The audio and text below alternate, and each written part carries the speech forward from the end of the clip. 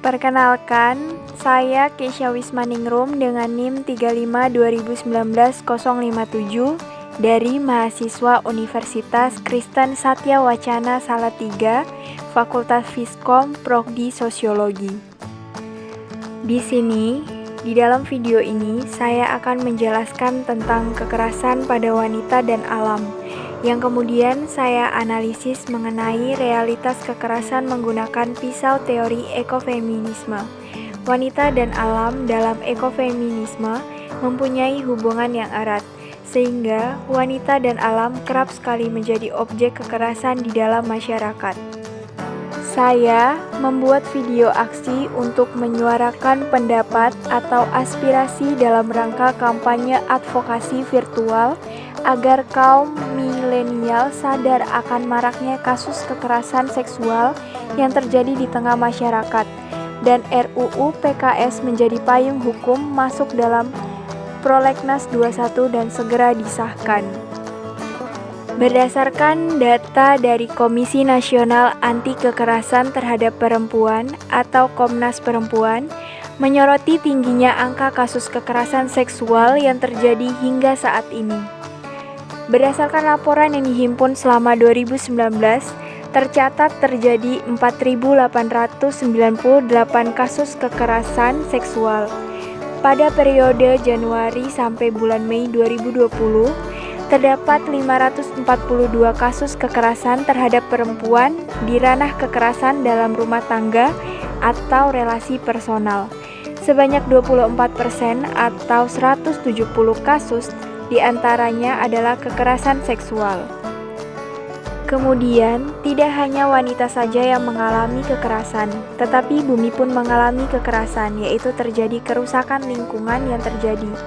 Menurut data World Resource Institute atau WRI Indonesia, masuk dalam daftar 10 negara dengan angka kehilangan hutan hujan tropis tertinggi pada tahun 2018. Pada tahun tersebut, Indonesia kehilangan lahan hutan hujan primer tropis seluas 3.039.888 hektar. Pemantau hutan independen Forest Watch Indonesia atau FBI menyatakan angka laju deforestasi atau penebangan hutan selama 2013 hingga 2017 mencapai 1,47 juta hektar per tahunnya. Angka ini meningkat jika dibandingkan dengan periode 2009 hingga 2013 yang hanya sebesar 1,1 juta hektar per tahun. Menurut FBI, angka deforestasi makin diabaikan nilainya sebagai suatu alarm untuk keadaan hutan Indonesia. Deforestasi dinilai menjadi sesuatu hal yang biasa dan cenderung dipahami sebagai harga wajar yang harus dibayarkan untuk langkah maju pembangunan. Teori ekofeminisme dicetuskan oleh salah satu tokoh ekofeminis awal, yaitu Karen J. Warren. Kita tahu bahwa ekofeminisme salah satu cabang feminis gelombang ketiga yang mencoba menjelaskan keterkaitan alam dan perempuan, terutama yang menjadi titik fokusnya adalah kerusakan alam yang mempunyai keterkaitan langsung dengan penindasan perempuan.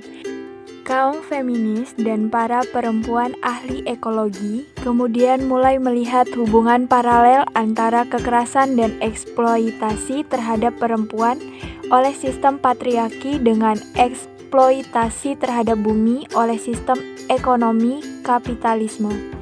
Kesadaran ini timbul karena dalam sistem patriarki, perempuan dan bumi adalah objek dari properti yang layak dieksploitasi. Melihat latar belakang tersebut, maka lahirlah gerakan sekaligus teori yang disebut ekofeminisme. Kaum feminisme menempatkan diri mereka di persimpangan gerakan feminis, anti-rasis dan gerakan lingkungan, serta kritik terhadap kapitalisme, heteroseksisme, homofobia, dan bentuk penindasan lainnya. Alam adalah isu feminis. Dapat disebut sebagai slogan kaum ekofeminis. Slogan ini menerangkan bahwa pohon, air, produksi, makanan, hewan, tumbuhan dan dominasi terhadap alam non-manusia adalah isu feminis. Kerusakan alam adalah isu perempuan, sebab perempuan dan anak-anak adalah kaum yang terkena dampak terbesar.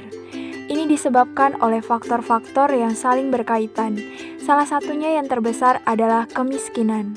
Andreas Wigjiman dan Lloyd Timberlake, seperti dikutip Warren, mengatakan bahwa bagian terbesar populasi kaum miskin adalah perempuan dan anak-anak yang semakin lama jumlahnya semakin meningkat. Kemiskinan ini semakin diperparah dengan faktor ras, etnisitas, dan usia. Ekofeminisme hadir sebagai suatu bentuk teori dan gerakan karena adanya hubungan kuat antara perempuan dan alam. Ketika perempuan melihat adanya kerusakan pada alam, mereka menyadari adanya hubungan yang sangat kuat antara represi patriarki terhadap perempuan dan dominasi manusia terhadap alam. Bagi kaum ekofeminis, korporasi-korporasi melakukan represi terhadap alam. Represi ini kemudian mereka anggap sebagai sesuatu yang mirip dengan represi patriarki terhadap perempuan. Maka dari itu, kaum ekofeminis semakin yakin bahwa ada hubungan yang kuat antara perempuan dan alam. Keterkaitan perempuan dengan alam dapat kita lihat sebagai berikut, di mana alam dan bumi bersifat feminim. Hutan perawan, alam adalah ibu, dan ia tahu yang terbaik. Perempuan kemudian bisa menjadi ibu bumi atau penyihir liar. Ia adalah entitas yang sangat kuat. Sebaliknya, kekuatan yang mencoba untuk menjinakkan alam dan memperkosa tanah adalah sains teknologi dan akal proyek maskulin. Maka tidak heran bila kemudian para ekofeminim mulai memiliki arah yang berbeda dari apa yang dirumuskan pada awalnya. Hal ini terlihat dalam Ekofeminis karya Maria Mies dan Vandana Shiva. Dua ekofeminis tersebut menganggap bila perempuan mulai tercerahkan dengan pendidikan terkait reproduksi. Diskusi kaum ekofeminis tentang hubungan erat antara perempuan dan alam mengambil dua bentuk besar. Pendukung argumen berbasis tubuh mengeklaim bahwa perempuan melalui pengalaman tubuh mereka yang unik yakni ovulasi, menstruasi, kehamilan, persalinan, dan menyusui, mendekati, dan dapat lebih mudah terhubung dengan alam.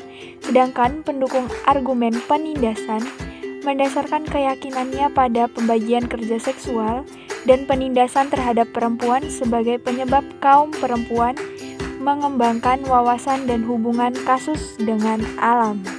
Contoh kasus dari ekofeminisme adalah misalnya pada kasus ibu-ibu Kendeng versus PT Semen Indonesia. Bukan status ibu-ibunya yang kita lihat, melainkan apakah yang diperjuangkan oleh mereka benar-benar bertujuan untuk memperjuangkan hak-hak perempuan yang telah hilang karena alam dan lingkungan hidup mereka dirusak oleh korporasi sehingga perempuan-perempuan di sana mengalami gangguan kesehatan reproduksi misalnya. Pada akhirnya, ekofeminisme adalah sebuah gagasan dan gerakan yang dipercaya bahwa feminisme mempunyai peluang untuk menghentikan dominasi dan eksploitasi yang selama ini terjadi pada alam dengan menganggap bahwa alam bukanlah entitas liar yang tidak penting untuk diperjuangkan kelestariannya. Dalam menyikapi setiap kasus seksual, sikap seorang feminis mengarah pada apa yang menjadi tujuan feminisme itu sendiri. Feminis percaya bahwa perempuan ditindas oleh sistem penindasan paling tua di masyarakat, yaitu patriarki. Patriarki sebagai sebuah sistem yang dijalankan dengan gender yang membagi perempuan dan laki-laki menjadi kelas-kelas yang bersifat hierarkis. Dalam melanggengkan patriarki, laki-laki dicekoki nilai-nilai maskulin dan perempuan dengan nilai-nilai feminis untuk memastikan sistem penindasan itu berjalan dengan stabil di masyarakat. Kaum feminis dan para perempuan ahli ekologi kemudian mulai melihat hubungan paralel antara kekerasan dan eksploitasi terhadap perempuan oleh sistem patriarki dengan eksploitasi terhadap bumi oleh sistem ekonomi kapitalisme. Kesadaran ini timbul karena dalam sistem patriarki, perempuan dan bumi adalah objek dan properti yang layak dieksploitasi. Melihat latar belakang tersebut, maka lahirlah gerakan sekaligus teori yang disebut ekofeminisme. Keberadaan perempuan di tengah masyarakat harus dihargai agar tidak terjadi lagi kekerasan yang dialami oleh perempuan.